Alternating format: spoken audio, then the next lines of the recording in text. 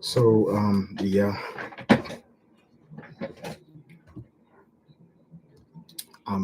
hey guys, I hope you're doing well.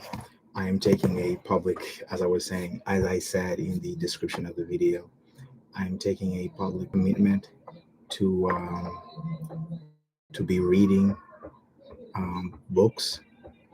So one way I thought about doing it was to use the YouTube or other social media channels I have to read, and then like take it like a public commitment, like saying that every day I'm going to come here, and then just go live and read part of a book until I finish it. So I will. It's a trial. I really want it to, I don't know, to go well. So if you can say anything to encourage that, you can subscribe to the channel. Um, Subscribe to the channel for sure. And then if you can invite, and if there's any comment you want to make, you feel free to do it. All right. So with the book I'm going to be reading today, it's a new book. It's a book I haven't read before. So I don't know how that's going to. I don't know how that's going to look. Um, but I hope I have a good time. So I'm just going to read 3 pages out of it. So the book is, let me see the title, Multipliers. Okay, Multipliers. Multipliers: How the Best Leaders Make Everyone Smarter. LizWiseman with McKeown. All right, let me see if I can activate caption. Oh, I don't think I can do that. Maybe after the live ends, it can be activated for anyone who's watching after the live stream. Okay, because we're today on November 19th and it's 11:29. All right, multipliers: How the best leaders make everyone smarter. Liz Wiseman with Greg McKeown.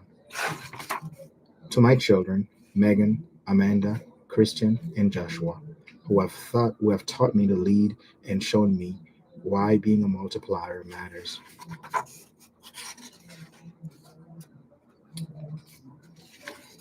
Forward by Stephen R. Covey.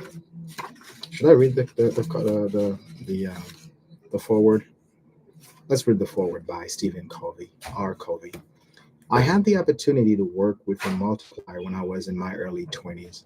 It profoundly shaped the rest of my life. I had decided to take a break in my education to provide extended volunteer service. The invitation came to go to England. Just 4.5 months after my arrival, the president of the organization came to me and said, quote, I have a new assignment for you. I want you to travel around the country and train local leaders, unquote. I was shocked. Who was I to train leaders in their 50s and 60s? Some of these individuals had been leading twice as long as I had been alive. Sensing my doubt, he simply looked me in the eye and said, quote, I have great confidence in you. You can do this.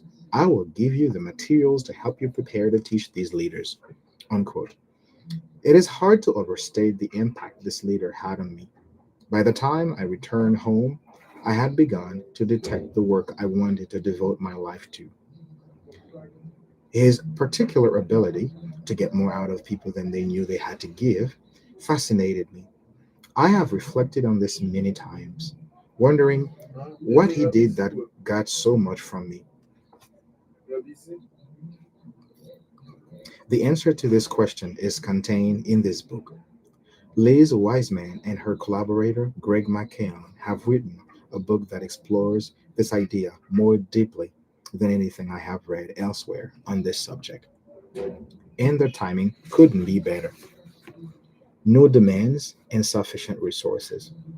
At a time when many organizations do not have the luxury of adding or transferring resources to tackle major challenges, they must find the capabilities within their current ranks, the ability to extract and multiply the intelligence that already exists in the organization is red hot relevant. Across industries and organizations of all kinds, leaders now find themselves in what David Allen had summarized as new demands and sufficient resources. For some 40 years, I have worked with organizations that were grappling, grappling with new demands and insufficient resources. I have become convinced that the biggest leadership challenge of our times is not insufficient resources per se, but rather our inability to access the most valuable resources at our disposal.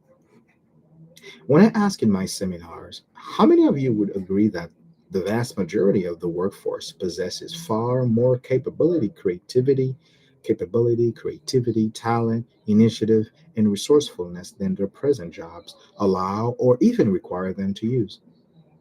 The affirmative response is about 99%. Then I ask a second question: who here feels the pressure to produce more from less? Again, a sea of hands goes up. When you put those two questions together, you can see the challenge. As stated in this book, indeed, people are often overworked and underutilized. Some corporations have made hiring the most intelligent individuals a core strategy on the basis that smarter people can solve problems more quickly than the competition. But that only works if the organizations can access the intelligence. Organizations that figure out how to better access this vastly underutilized resource won't just be more enjoyable places to work. They will outperform their competitors in this global environment. This might well make the difference between companies that make it and those that don't.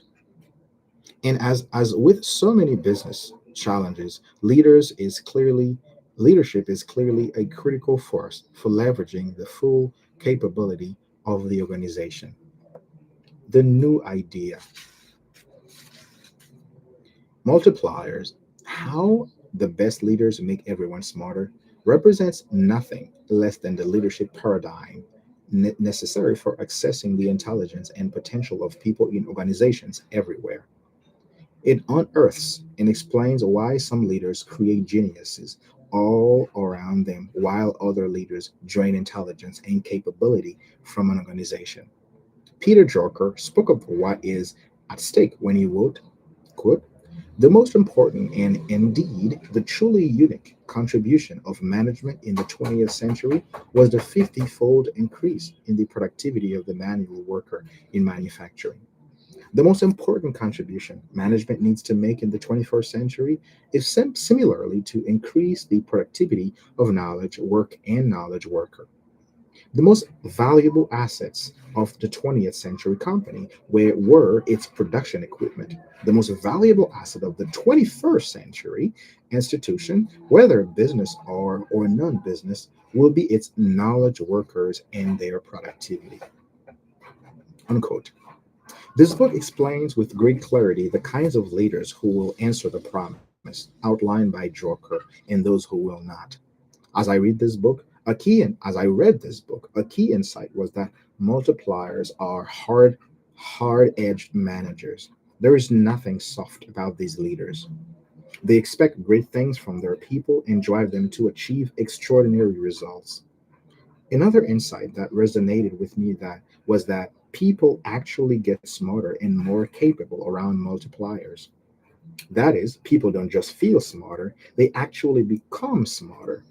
They can solve harder problems, adapt more quickly, and take more intelligent action.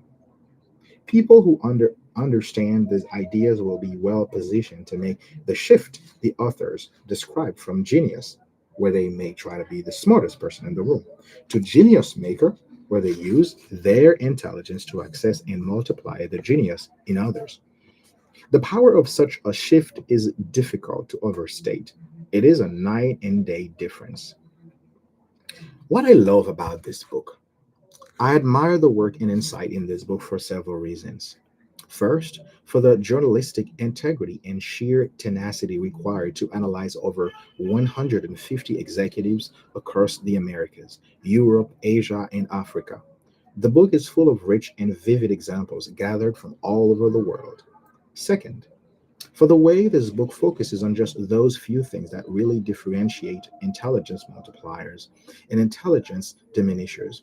This isn't a general book on leadership with all good qualities on one side and all bad qualities on the other.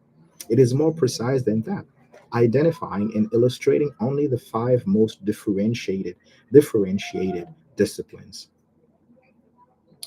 Third, for the book's range of motion, this book names a phenomenon the way Malcolm Gladwell seems to be able to, but also goes down several layers to provide practical insight into exactly how to lead like a multiplier.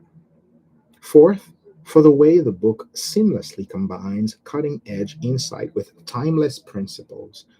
Many books do one or the other. Few do both. This book will relate to your life today and it will connect to your conscience too. An idea whose time has come. Liz Wiseman and Greg McKeown have written a book that is relevant for the entire world. Corporate executives will immediately see its relevance, but so will leaders in education, hospitals, foundations, nonprofit organizations, entrepreneurial startups, healthcare systems, middle sized businesses, and government at the local, state, and national level. I believe this book is relevant to everyone from first time managers to world leaders. This book comes to the world at a time when it is greatly needed, a time of new demands and sufficient resources, when CFOs and HR directors are surprisingly in sync about the need for an approach that better leverages current resources. The principles in this book will always be true, but in this economic climate, they will win in the marketplace of ideas. Their relevance will give them life and attention that is deserved. These are ideas that matter now, and as Victor Hugo once said, there is nothing more powerful than an idea whose time has come, unquote. I have a vision of thousands of leaders discovering they have unintentionally diminished the people around them and taking steps toward becoming a multiplier. I have a vision of schools with diminishing cultures being reinvented around multiplier principles to the benefit of the whole community.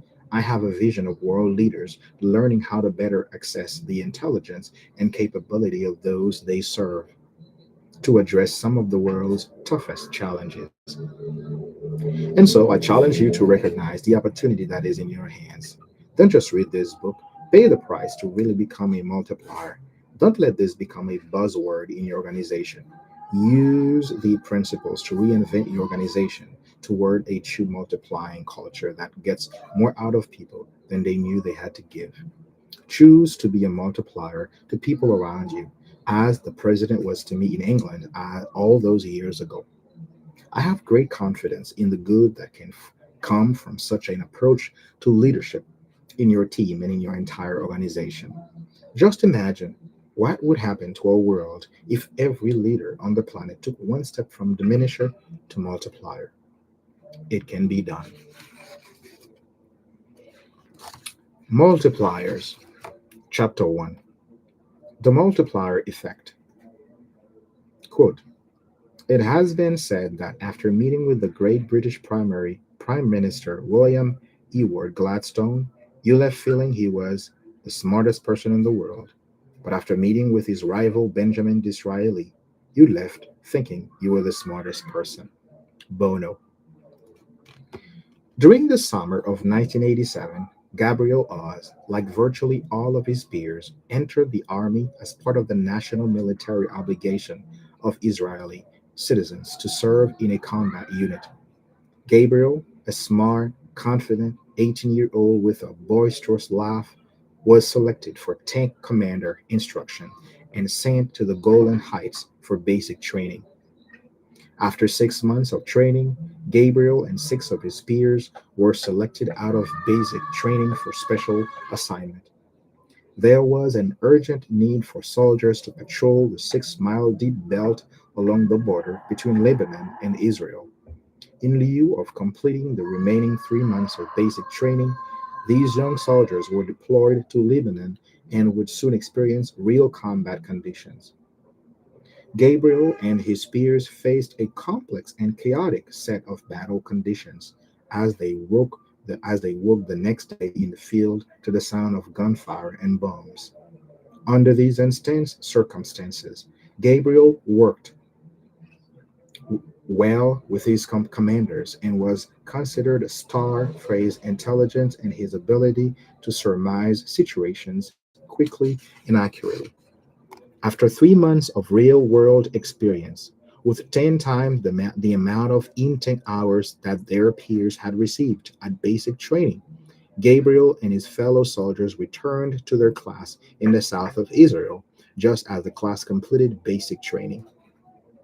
As they entered the more advanced tank commander training, they experienced a change of command and were assigned to serve under a new commanding officer, Yuval. Yuval was considered to be the cream of the crop, the top 0.1% of talent, and had been fast tracked through basic training after having left the elite pilot training program due to a medical issue. He was an intelligent and highly skilled tank commander who had just received officer status. But it appeared he still had a reputation to build and something to prove. To Gabriel, in particular, Yuval had a superior knowledge of tank operations and flaunted it as if competing with Gabriel's battlefield savvy. During navigational exercises, Yuval publicly mocked Gabriel and his team's efforts when they failed to find all the designated waypoints. As the scrutiny of their performance continued, Gabriel and his team became less and less capable. Within a week, Gabriel was convinced he could navigate. In a typical tank maneuver, the tank commander must observe the terrain, find the enemy, command the gunner, aim, shoot, and hit the target, all in rapid succession and while being fired upon by the enemy. Hundreds of things are happening at once that need to be processed, prioritized, decided, and acted upon. Successful completion of these drills require intense concentration and keen mental aptitude. These maneuvers are particularly intimidating because the commanding officer sits 10 inches above the tank commander's head in a special chair bolted on top of the tank. Commanding officers watch every decision and take constant notes on clipboards attached to their thighs. Gabriel now performed these maneuvers under the wary inspection of Yuval. In the training field, Gabriel didn't just perform poorly in one maneuver, he nearly failed every maneuver. He was stellar in the classroom, but every time he took command of the tent while Yuval was mounted in the chair, he failed. As Yuval barked orders, controlled every detail, and found every mistake, the tension mounted. Gabriel got tense, couldn't think properly, and struggled to perform. The failure was so clear that Yuval recommended to the dismissal committee that Gabriel be ejected from the tank commander program. Protocol for dismissal required that Gabriel perform a maneuver under the supervision of the company commander, Leor, the highest ranking officer in the program. Gabriel considered his fate if he failed officer training and returned to the battlefield with just the rank of a soldier. Gabriel's friends wished him luck in this, the most stressful of situations. The company commander took Gabriel out for his dismissal test, which consisted of a single maneuver, the Ringo, the most complex maneuver in the test suite. In the Ringo, nothing is scripted and conditions change constantly and unpredictably. Prior to entering the tank, the company commander stopped Gabriel at a model of the battlegrounds. Leor pointed out various aspects of the terrain and said, Gabriel, Leor, Gabriel, what are we going to do here? And if the enemy moves here, how will you respond? Leor was calm and inquisitive. Gabriel no longer felt like he was being tested. He felt like he was learning and working together with Leor to solve a challenge. With Leor now in the chair above him, Gabriel performed the most complex maneuver beautifully, perfectly, even. As Gabriel completed the drill, Leor dismounted from the chair and said, You are not dismissed. Gabriel continued with his tank commander training, performing the maneuvers under a different sergeant, all with stellar results. Leor placed Gabriel in the top 10% of the class and nominated him to go directly to the Officer Academy, where he again faced difficult navigational exercises. Interestingly, he found all the waypoints and consistently returned in the top of his class. Curiously, he had become a great navigator once again. Gabriel completed officer training and was asked to become a Ghanan, Hebrew for a commanding officer who trains or cultivates other officers. He finished his time in the Israeli army as a major and then went on to a successful career in technology, both in Israel and in the United States, where, incidentally, he found his performance again rising and falling under leaders, much like Yuval and Leor. Gabriel's army experience illustrates that often a change in command can cause a change in capability. Gabriel was smart and capable under one leader, but stupefied with fear under another. What did Yuval say and do that so diminished Gabriel's intelligence and capability? And what did Leor do that restored and expanded Gabriel's ability to reason and navigate complexity? Some leaders make us better and smarter. They bring out our intelligence. This book is about these leaders who access and revitalize the intelligence in the people around them. We call them multipliers. This book will show you why they create genius around them and make everyone smarter and more capable.